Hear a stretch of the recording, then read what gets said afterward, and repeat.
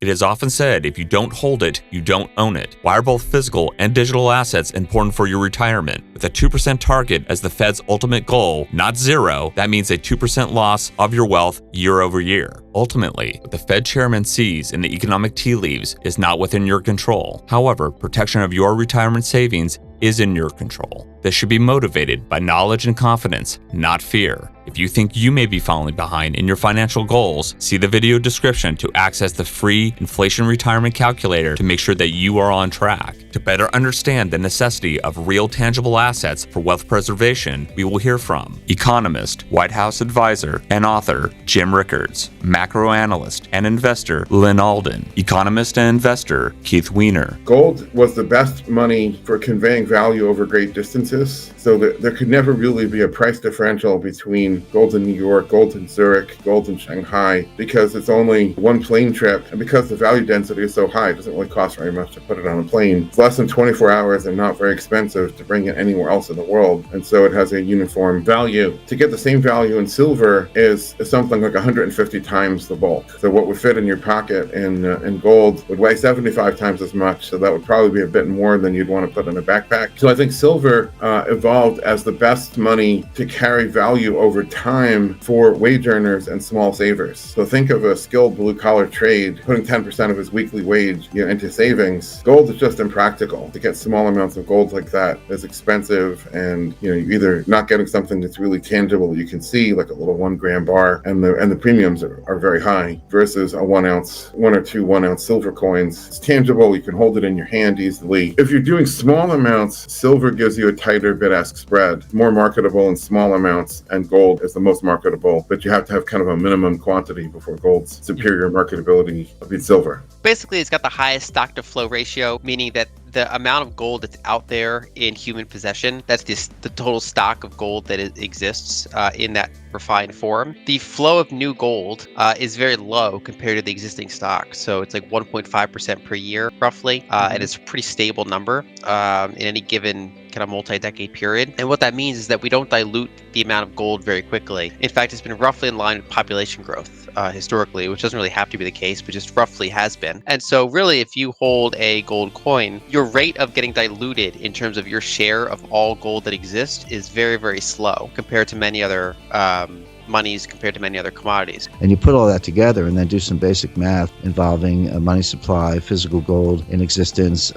what the price of gold would have to be to restore confidence, lost confidence in the paper money system. And I spoke to Paul Volcker about this, and he said he doesn't favor going back to gold tomorrow, but he said if you did, the price of gold would have to be enormously high, unimaginably high, in order to support the money supply. And that's another canard. People say, well, you can't have a gold standard because there's not enough gold. That's completely nonsensical. There's always enough gold. It's just a question of price. In other words, at $1,200 an ounce, right, the gold supply doesn't support world commerce, but at $10,000 an ounce, it does. And so the problem isn't the supply of gold. The problem is the price. Just a quick interruption to say thank you for supporting our channel. Please like and subscribe if you enjoy this video content. It really does make a difference. Also, a quick mention and shout out to one of our sponsors, Noble Gold Investments. The founders of Noble Gold have more than 20 years of combined experience in the gold investing industry and have secured more than $1 billion in precious metals for their clients. The company provides 401k rollover services to tax-advantaged gold IRAs, as well as unique purchasing options for private ownership of gold for storage in the comfort of your own home. Whether you are starting a brand new gold IRA or rolling over an existing account, the company will make this process seamless and stress-free. To find out more about Noble Gold and how this trusted gold investment company can help safeguard your coveted retirement savings, see the link in the video description to visit Noble Gold's official site to receive a free gold investing guide. Also, check out our video review of Noble Gold by clicking the link in the top right.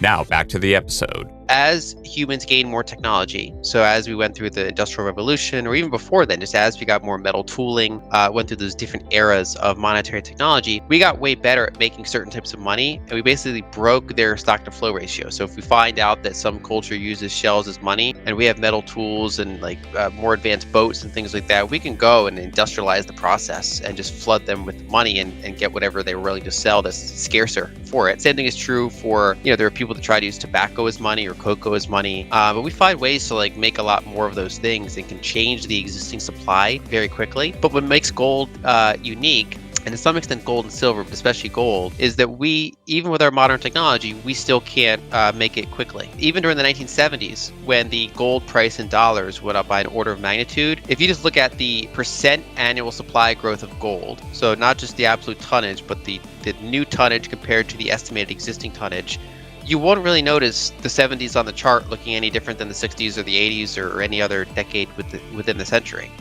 Basically, it's one of those commodities where the price only slowly and not hugely affects how much we get out of the ground, and that's because it's so energy intensive per ounce. It's hard to find and develop deposits. And there's a natural difficulty adjustment. So over time, as our technology is better, we get better at mining gold, but also the easy deposits are already mined. I mean, basically humans have spent thousands of years finding gold. And so the deepest and most challenging deposits remain. And so even as our technology does get better, that's not really translated into us being able to break that money in a similar way that we can break almost any other money, with the exception of these kind of more like very rare ones. There's no central bank in the world that wants a gold standard, but if you had to go to a gold standard to restore confidence, the low end of the implied non-deflationary price range is about $10,000 an ounce. The gold price is going to have to be higher to get the miners to dig up more, or if the miners throw in the towel and stop digging it up, the gold price will go higher because of scarcity on the supply side. So either way, it goes higher. Even if central banks don't want a gold standard, you can go on a personal gold standard. You can personally protect your wealth by buying some gold, putting it in safe storage for yourself. And like I say, I call it you don't have to wait for a central bank gold standard. You can go on a personal gold standard. Gold holds a proven, time-tested track record as an economic constant that spans millennia. Why is it important to have an economic constant? What is the main question every person planning their retirement or building a business needs to ask themselves? Are we growing wealth or losing wealth? And how do we measure this? Gold is that tool. With a 5,000-year record that has withstood every economic business cycle, stock market booms and busts, global conflicts, and outlasting every faith-based fiat currency, gold is no one's liability. It builds wealth while preserving it. Owning physical gold and precious metals requires responsible sourcing of grades, purity, condition, the best prices, transparency, and most of all, security and storage. Gold IRAs are a tax-deferred means of owning physical gold and ensuring all these investing principles are met. We have reviewed and vetted the best gold IRA companies that meet all these requirements. See the link in the video description to access the free gold investment guides. If you have $100K of retirement savings to protect and want to take advantage of the best gold prices, see the link in the video description to sign up for the free Gold and Silver Web Conference hosted by Augusta Precious Metals. Thank you for watching.